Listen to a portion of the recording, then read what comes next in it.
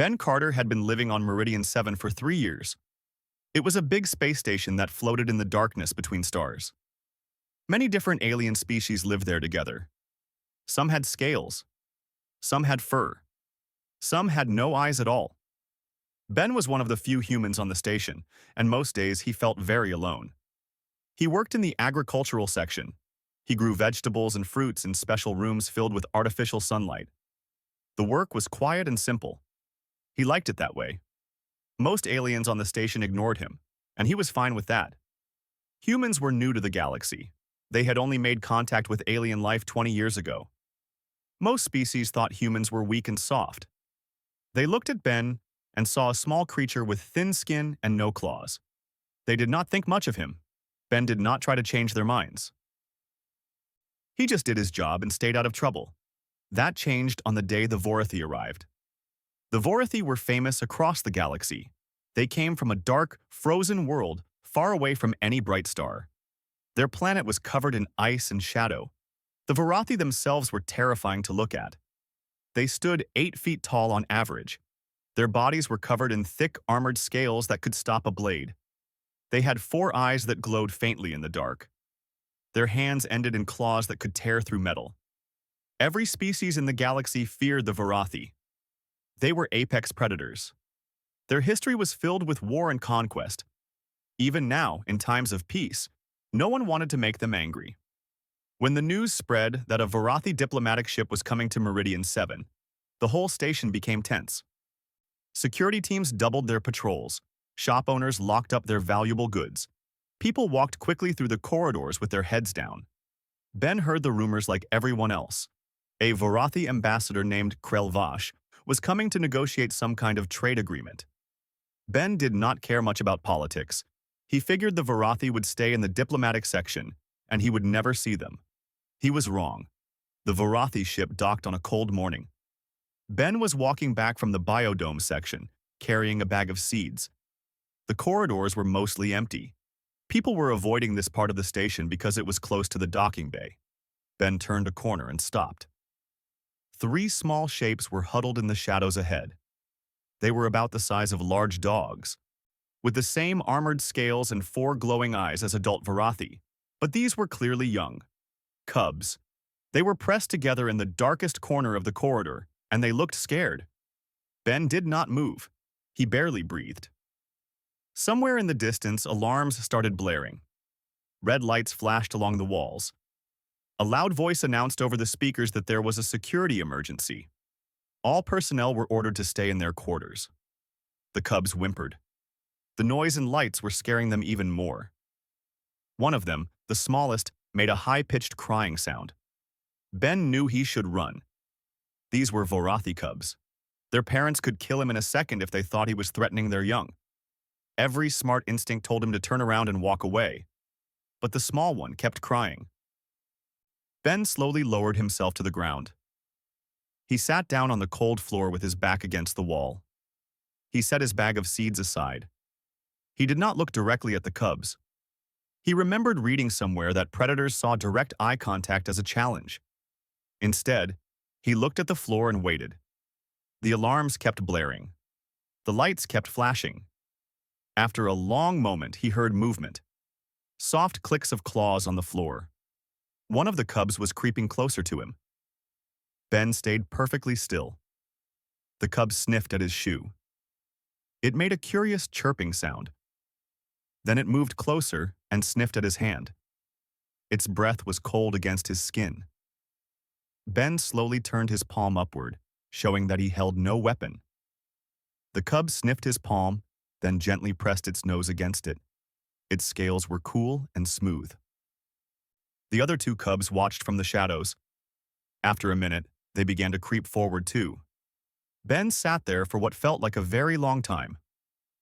One by one, the cubs came closer. They sniffed at him from every angle. They seemed confused by how warm his body was. On their frozen homeworld, nothing was warm like this. The smallest cub climbed into his lap. Ben held his breath as the little predator curled up against his stomach. It made a soft rumbling sound, almost like a cat purring. The other 2 cubs pressed against his sides. Ben did not move. He barely blinked. He could feel their hearts beating fast against him. They were still scared of the alarms and lights. But they had decided for some reason that this strange, soft creature was safe. Footsteps echoed down the corridor. Heavy footsteps, many of them. Ben looked up and saw a wall of security officers in full armor. Behind them stood the tallest Varathi he had ever seen, the ambassador, Krelvash. His 4 eyes glowed bright orange with what Ben assumed was rage. Beside him was a female Varathi, slightly smaller but just as deadly looking. The mother. The security officers raised their weapons. Not at the cubs. At Ben. "Do not move, human," one of them shouted. Ben could not have moved even if he wanted to. He had 3 predator cubs piled on top of him. Ambassador Krelvash pushed past the security officers. He stared down at Ben with those 4 burning eyes. His claws were extended, his jaw was clenched. Then he looked at his cubs. They were calm. The smallest one, the female, was actually asleep in the human's lap. Her brothers were pressed against his sides, their eyes half closed, their bodies relaxed for the first time since they had arrived on this strange, too bright station. Krelvash did not understand. His cubs had never behaved this way with outsiders. They had bitten 3 medtechs on the ship. They had scratched a diplomat who tried to pet them. They were wild little things, fierce and untrusting, as proper Varathi cubs should be. But here they were, curled up against a human like he was their nest parent. "How did you do this?" Krelvash asked. His voice was deep and rough, like stones grinding together. Ben swallowed hard. "I just sat down," he said quietly. "They were scared. I figured if I did not move or make noise, maybe they would calm down. And they were cold. This part of the station is warmer than most. I think they came here looking for a cool, dark spot. But then the alarms scared them." Krelvash stared at him for a long moment. Then he turned to his mate. "The human is not lying," he said. "The cubs chose him." The female Varathi, Shira, stepped closer. She looked at her sleeping daughter, then at the human holding her. Something shifted in her expression. It was not quite trust, but it was not hostility either. "What is your name?" she asked. "Ben Carter." She nodded slowly. "Ben Carter. You will remember this day. So will we." The alarms finally stopped. The lights returned to normal. But Ben stayed where he was, 3 predator cubs sleeping peacefully against his body, as the most dangerous creatures in the galaxy watched him with something that might have been the beginning of respect. The next morning, Ben woke up in his small quarters expecting a normal day. He planned to check on his tomato plants, run some water tests in the hydroponic tanks, and eat lunch alone like he always did. But when he opened his door, Ambassador Krelvash was standing in the corridor. Ben almost screamed. He managed to turn it into a small coughing sound instead. "Human," Krelvash said, "I need to speak with you."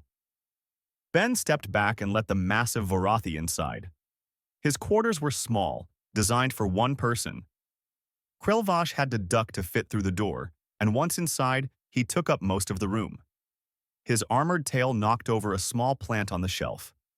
Neither of them mentioned it. "I have a problem," the ambassador said.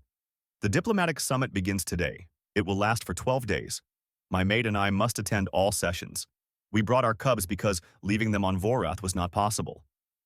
Their grandmother was to watch them during the journey and the summit. But she became ill before we departed. Now we have no one." Ben was starting to understand where this was going. "The cubs are difficult," Krelvash continued. "They have bitten 4 members of my staff. They refuse to eat the food prepared for them. They hide in dark corners and attack anyone who approaches, except you." "Me?" Ben said. "Yesterday, in the corridor. They came to you willingly. They slept against you. My daughter has never slept near a stranger. She once tried to bite a healer who gave her medicine." Ben remembered the small cub who had curled up in his lap. She had seemed so peaceful. "I am asking you to watch my cubs during the summit," Krelvash said. "I will pay you whatever you require. You will be relieved of your normal duties. You will have access to anything you need.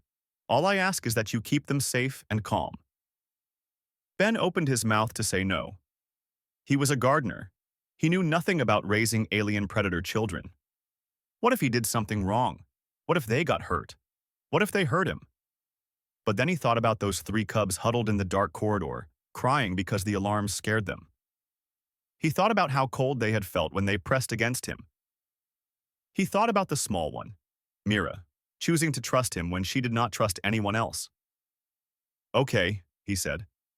"I will try." Krelvash nodded once. If he was relieved, he did not show it. "I will have them brought to you within the hour. Their names are Vorik, Thesson, and Mira. Vorik is the oldest. Thesson is the middle child. Mira is the youngest and smallest. She is also the most troublesome." "Good to know," Ben said weakly. The ambassador left. Ben stood in his small quarters and wondered what he had gotten himself into. 1 hour later, the cubs arrived. They came with 2 nervous Varathi guards who looked relieved to hand them over.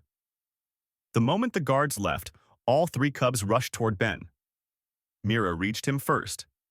She jumped up and pressed her front claws against his chest, chirping happily. "Hello to you too," Ben said.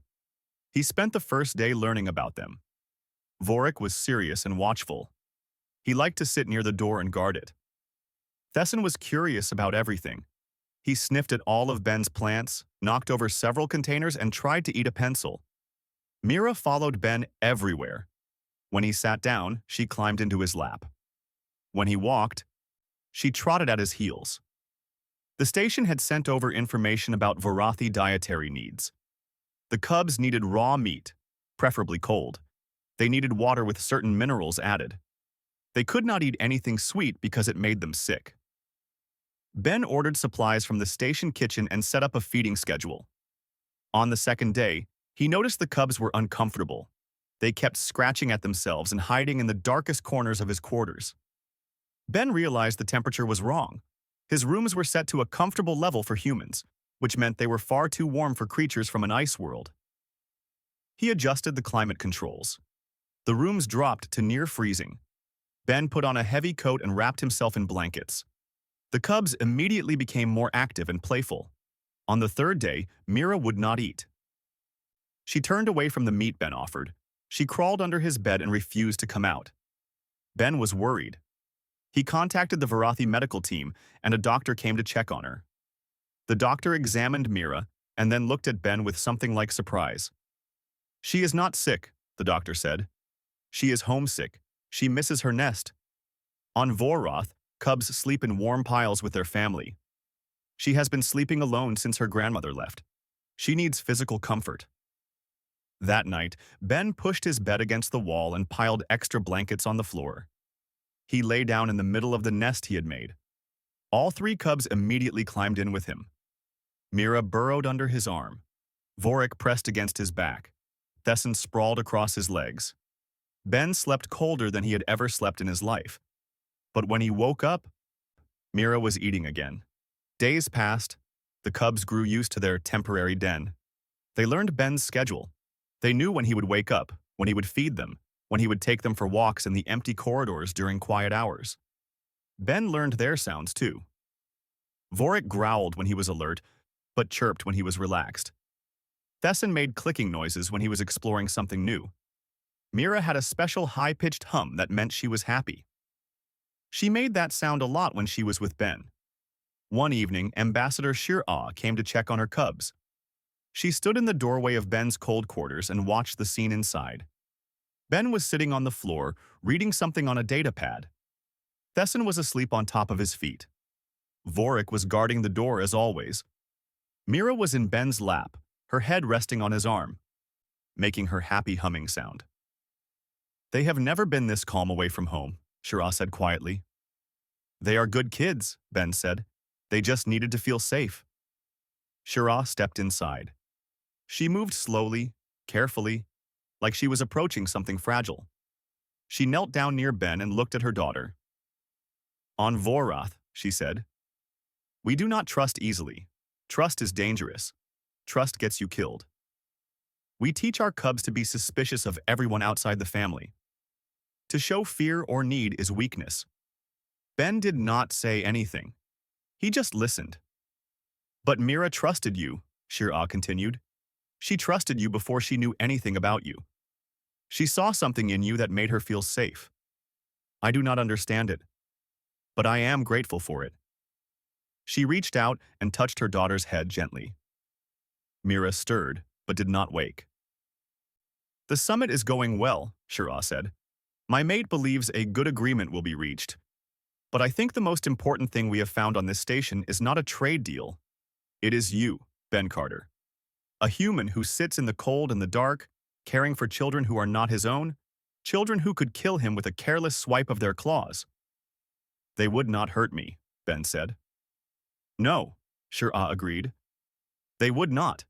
And that tells me more about humans than any diplomatic speech ever could. She stood up and walked to the door. Before she left, she looked back at him one more time. The summit ends in 4 days, she said. Make them happy memories. They will remember this for the rest of their lives. Ben looked down at Mira sleeping in his lap. He thought about his quiet life before the Cubs arrived. He thought about how empty it had been. I will, he said. On the 8th day, Ben decided to take the Cubs somewhere special. The station's biodome was a massive enclosed garden at the center of Meridian 7. It was designed to help long-term residents feel less isolated. Inside, there were forests, meadows, streams, and even a small artificial lake. Different sections simulated different planetary environments. The Earth section had tall oak trees, green grass, and flowers that bloomed in every color. Ben had spent many hours in the biodome during his 3 years on the station. It was the closest thing to home he had found out here in the stars. He wanted to share it with the Cubs. Getting them there was tricky. He had to use maintenance corridors and back passages to avoid other station residents. Most species on Meridian 7 were still nervous about the Varathi Cubs. Ben did not want any incidents. They reached the biodome at dawn, station time. The lights inside were set to simulate an early morning. Everything was quiet. Nobody else was around. The Cubs stepped through the entrance and froze. They had never seen anything like this. On their homeworld, there were no forests, no grass, no flowers.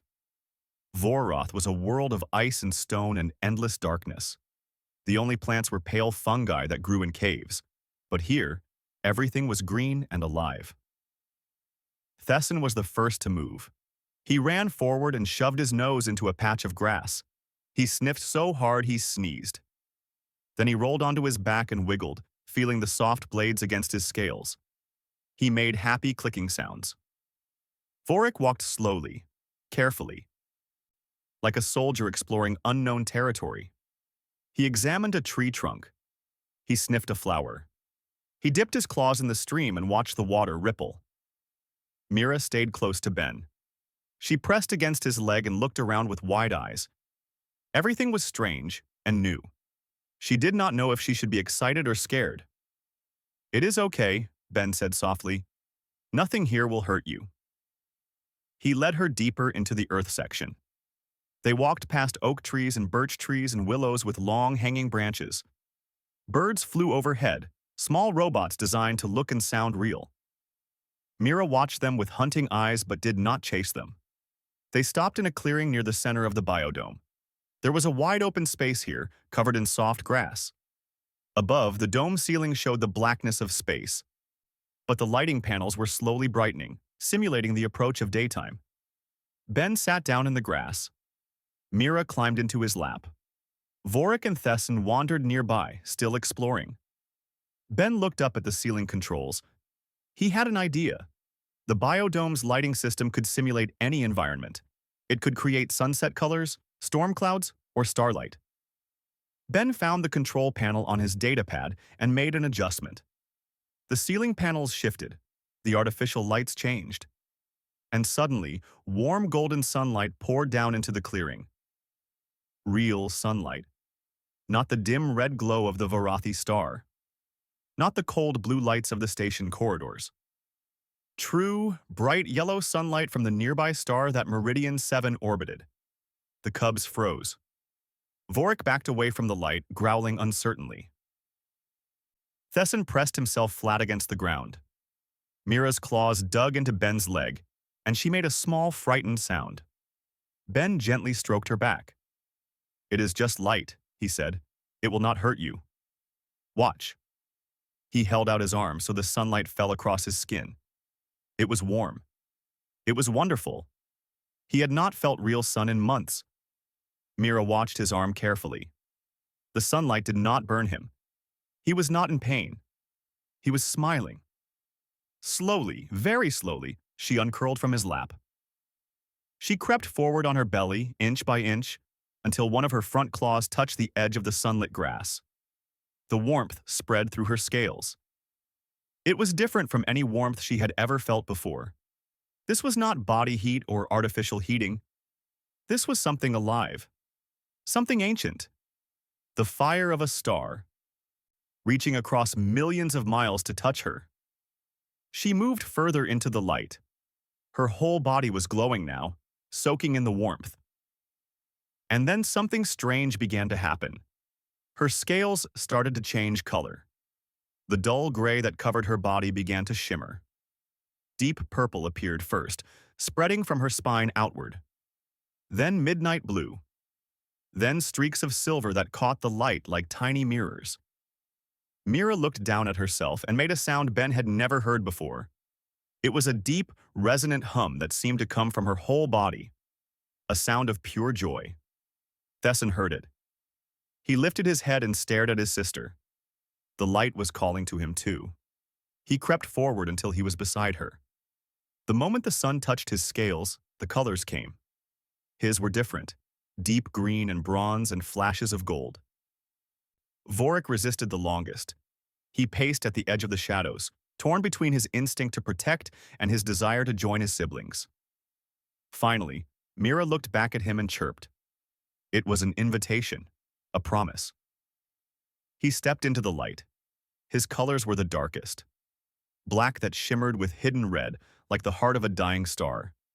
But they were beautiful. They were all beautiful.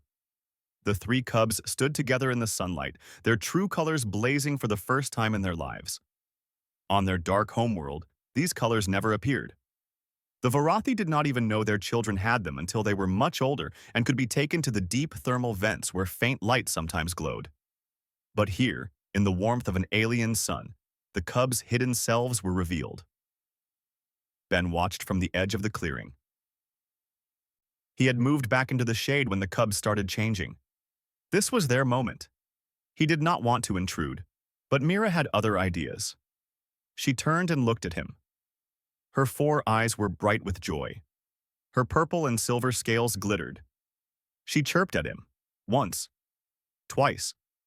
When he did not move, she bounded across the grass and grabbed his sleeve in her teeth. She was gentle. Her jaw could crush bone, but she held the fabric like it was precious. She pulled. "What are you doing?" Ben asked, laughing. She pulled harder.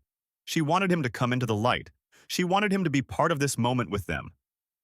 Okay, Ben said. "I am coming." He let her drag him into the center of the clearing.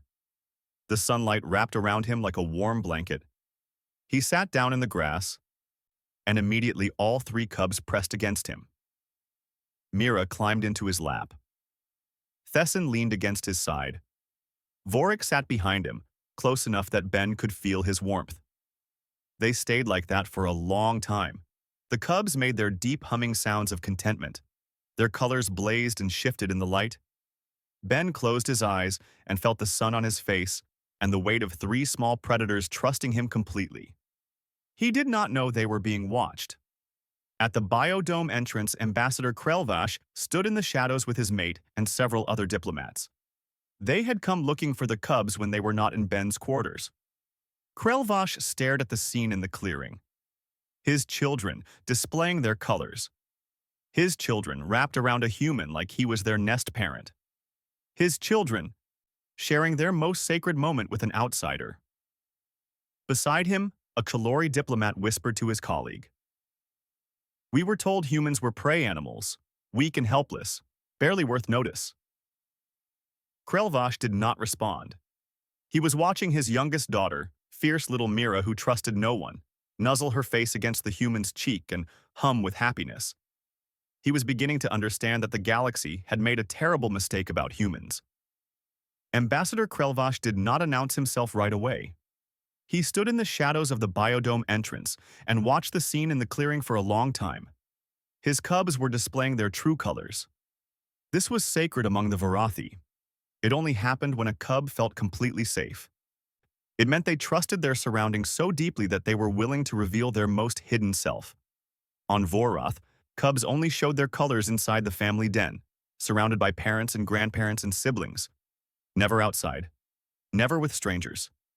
Yet here were his children, colors blazing like festival lights, curled around a human they had known for barely 8 days. The other diplomats shifted nervously behind Krelvash. They did not understand what they were seeing, but they could tell it was important. The Chalori ambassador kept whispering to his assistant.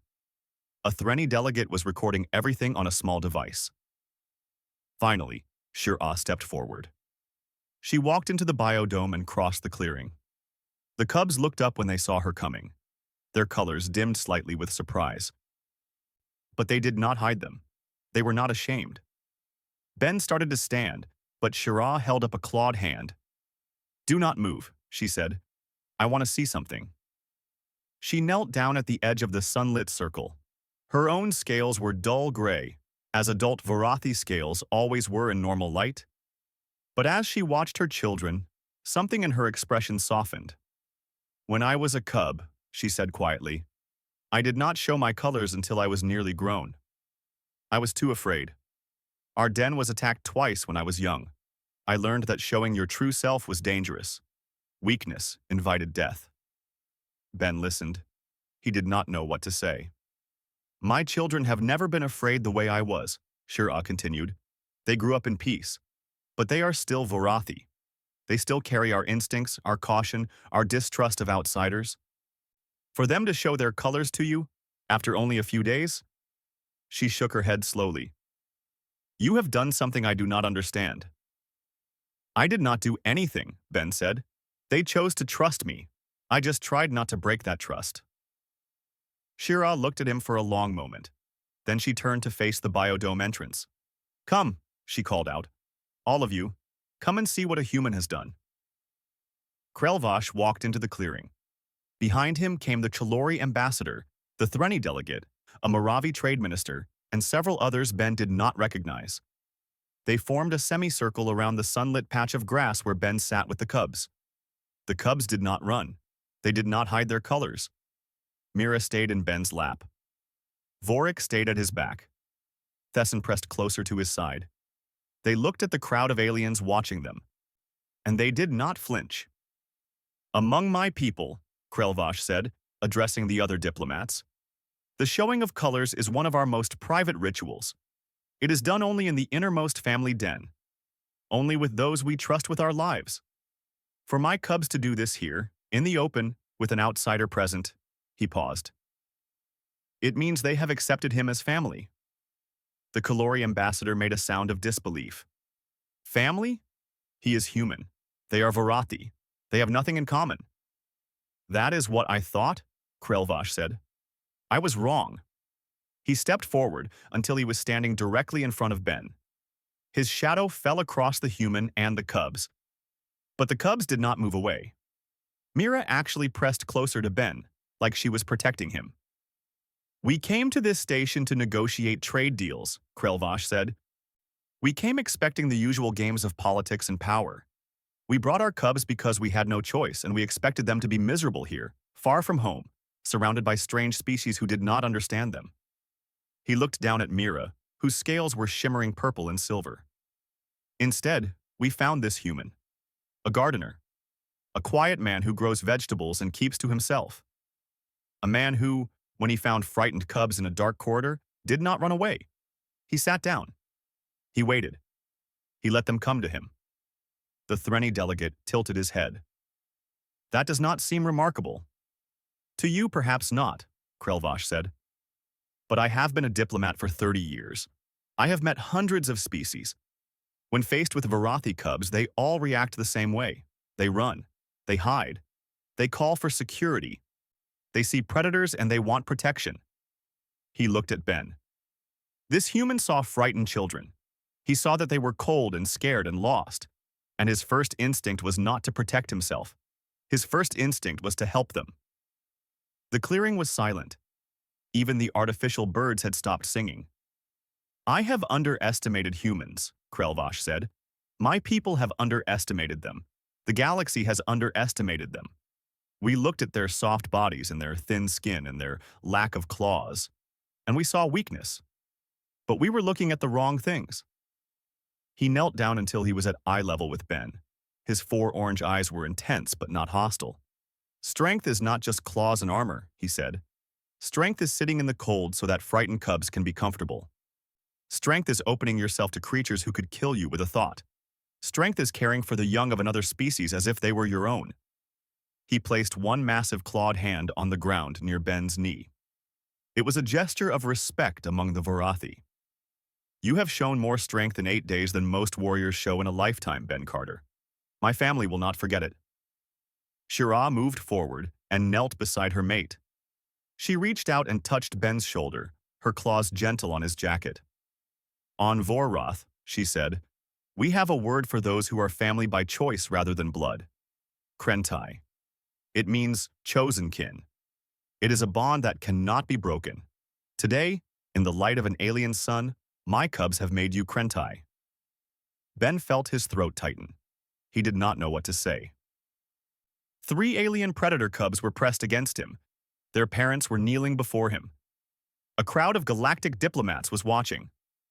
Mira looked up at him and chirped. Her scales flashed silver in the sunlight. "Thank you," Ben said finally. His voice was rough. "I do not know if I deserve it. But thank you." Krelvash stood. He turned to face the other diplomats.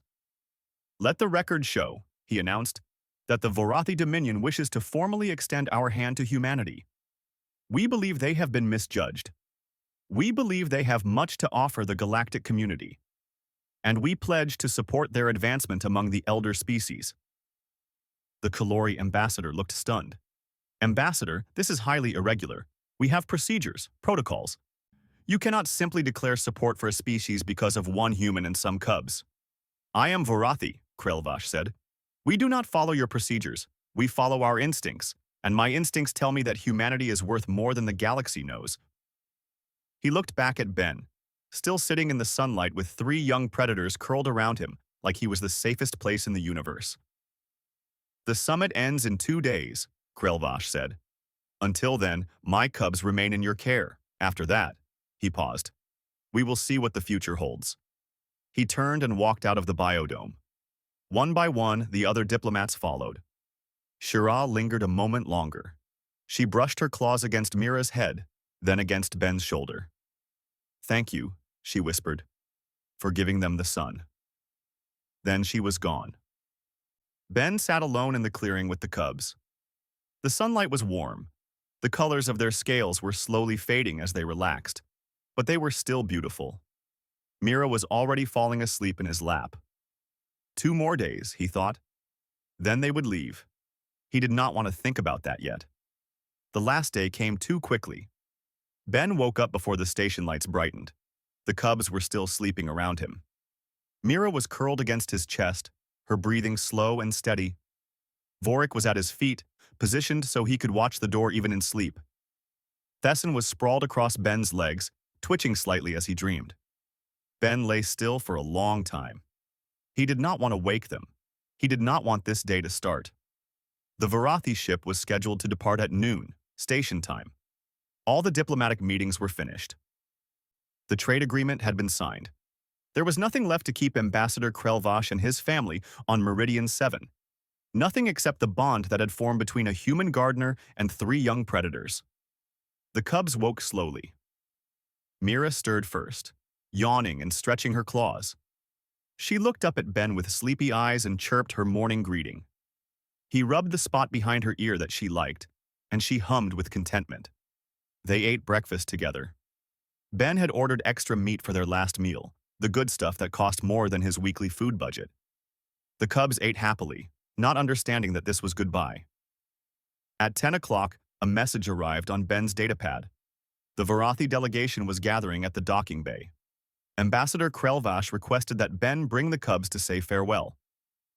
Ben read the message 3 times. Then he set down the pad and looked at the cubs. "Okay," he said. "It is time to go." They walked through the station together one last time. Ben used the maintenance corridors again, avoiding crowds.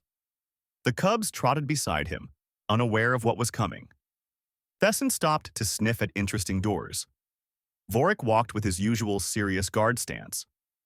Mira held onto the edge of Ben's jacket with her teeth, her favorite way to stay close. The docking bay was huge and cold. The Varathi ship loomed at the far end, a massive vessel of dark metal and sharp angles. It looked dangerous. It looked like it was made for war, not diplomacy.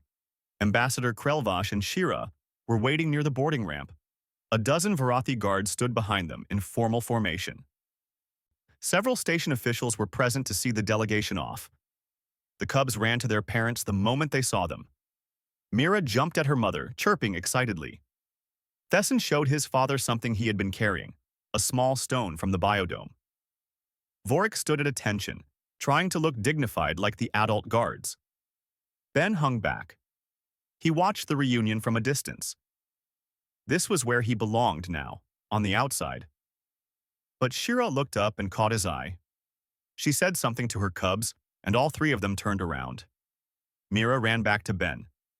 She slammed into his legs and wrapped her claws around him. She was making sounds he had never heard before.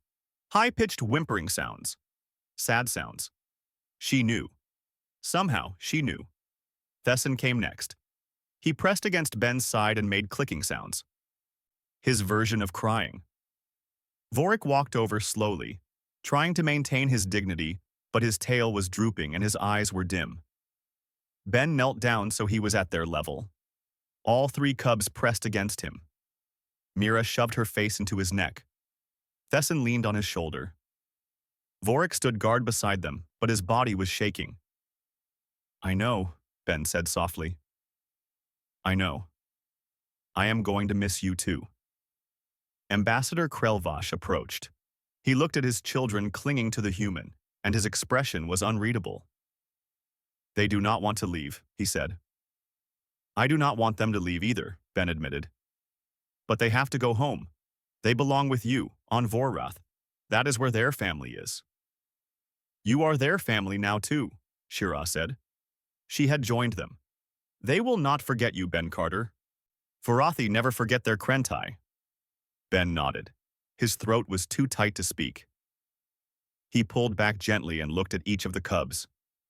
He touched his forehead to Vorik's, then to Thesson's, then to Mira's. It was a human gesture. They had learned to understand it during their time together. "Be brave," he told them. "Remember what the sunlight felt like. Carry it with you, even when everything is dark and cold. And take care of each other." Mira made a small sound. She stepped back and did something strange.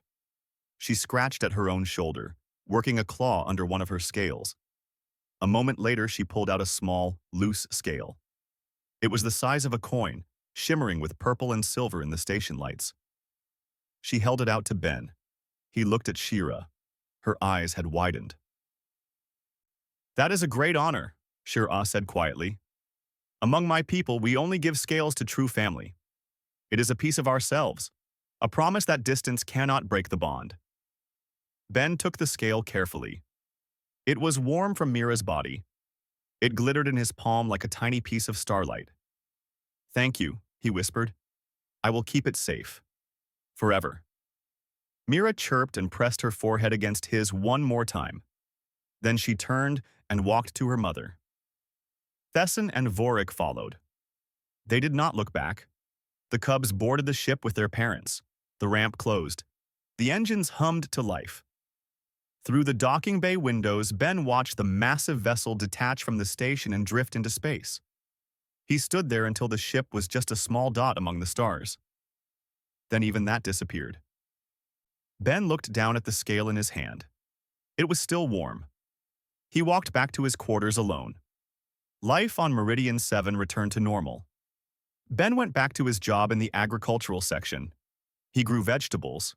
He ran water tests. He ate lunch alone. The station residents who had avoided him before still avoided him, though some looked at him with new curiosity now.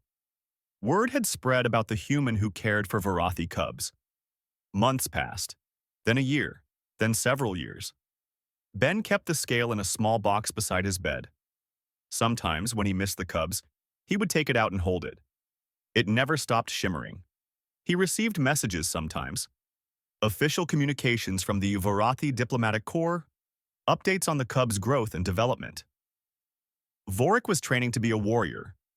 Thesson was studying science, fascinated by plants and growing things after his time with Ben. Mira was trouble, as always. She had bitten 2 tutors and refused to attend formal events. Ben smiled every time he read about her. Then, 7 years after the cubs left, a new message arrived. It was not official, it was personal. It came directly from Ambassador Krelvash. The message was short. She is coming. Ben did not understand until the next day, when station security contacted him. A Varathi ship had arrived. A young female was requesting permission to board. She had asked for Ben Carter by name. He went to the docking bay with his heart pounding. The ship was smaller than the diplomatic vessel from years ago, sleeker, faster. The ramp lowered, and a figure emerged. She was tall now, nearly 7 feet. Her scales were thick with adult armor, shimmering with deep purple and silver in the station lights. Her 4 eyes glowed bright orange. She moved like a hunter, all grace and power. But Ben recognized her immediately. Mira, he breathed. She crossed the docking bay in long strides. She stopped in front of him and looked down. She was huge now, terrifying to anyone who did not know her. Her claws could tear through steel. Her jaws could crush stone. She knelt down so they were face to face, and then she pressed her forehead against his, the way he had taught her years ago. I came back, she said. Her voice was deeper now, rougher, but still hers. I told you I would. Behind her, 2 small shapes emerged from the ship. They were cubs, barely the size of large dogs. They had purple and silver scales and bright, curious eyes. These are mine, Mira said. I wanted them to meet you. Ben stared at the cubs, then at Mira, then back at the cubs. You brought your children to meet me? You showed me what sunlight was, Mira said. You showed me what trust was. You showed me that family is not just blood. It is choice. It is care. It is sitting in the cold so someone else can be warm. She stood up and looked down at him with those fierce eyes. The galaxy thinks humans are weak, she said. They see soft bodies and no claws. They do not understand. But my people are starting to understand. And more will follow. Because of you. Ben looked at the cubs creeping toward him. They were sniffing at his shoes, just like their mother had years ago. He sat down on the cold floor of the docking bay. He let them come to him. And somewhere across the galaxy, the story spread. The story of the human who sat beside monsters and made them feel safe. The human who showed predator cubs the sunlight. The human who proved that the greatest strength is not in claws or armor, but in the simple choice to care. The galaxy was learning what the Varathi cubs had discovered long ago. Humans were not prey. They were the ones who sat in the dark, waiting patiently, until even the fiercest creatures trusted them. And that made them the most dangerous species of all.